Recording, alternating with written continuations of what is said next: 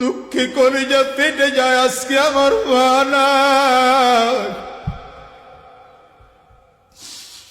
যুবক, এই কষ্টটা তোমাদেরকে আমি বুঝাইতে পারি না। যত জায়গায় যাই মায়ের কথা মনে পড়লে আমি নিজের আবেগ ধরে রাখতে পারি না। কারণ আজকের এই মানুষের সামনে কথা বলার মতো দোয়া আমার মা আমারে করে দিয়েছিলেন। আমার মায়ের বড় চাহিদা ছিল আমার ছেলেটা ওই বড় বড় আলেমদের মতো বয়ান করবে। আজকে আজাদি ঠিকই বড় আলেম হয়ে গেল। আজকে আজাদির দিয়ে আমার মালিক খেদমত না হয় লক্ষ মানুষের সামনে কথা বলা।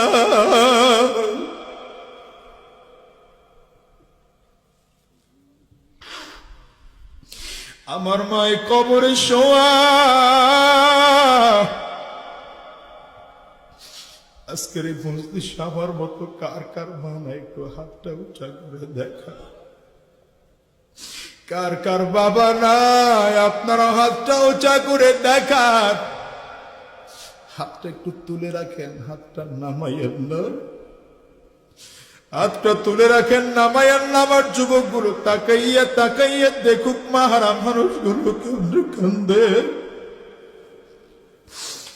বাবা হারা মানুষগুলোর চোখ দিয়ে কেমনে পানি বের হয়। এই যুবক ডানে আর বামে একটু তাকাইয়া দেখ। যারা বাবার সাথে বেয়াদবি করো, মায়ের সাথে বেয়াদবি করো, জীবনে বাবার সাথে বেয়াদবি করবি না, মায়ের সাথে বেয়াদবি করবি না, উল্টো পাল্টা রাস্তায় চলবি না। আমি তোর ভাই হিসেবে পায়ে হাতটা দিয়ে বললাম রে ভাই, কারণ আমার নবী কয় হুমা জান্নাতুকা ওয়া হুমা নারুক। বাবা মাই তোমার জান্নাত, বাবা মাই তোমার জাহান্নাম। প্রথম নম্বর অনুরোধ করবো, আব্বা আম্মাকে কোনোদিন কষ্ট দিও না। দ্বিতীয় নম্বর অনুরোধ, আজকের এই মাদ্রাসা প্রতিষ্ঠাতা করেছিলেন আমার দাদা যান। আজকে আবার 6 জন দাদার কেউ না। আমার দাদারা এই স্কুলটাও জমি দিচ্ছে, এই মাদ্রাসাও করে গেছেন, মসজিদটাও করে গেছেন। আজকে তারা খবরে শোয়া।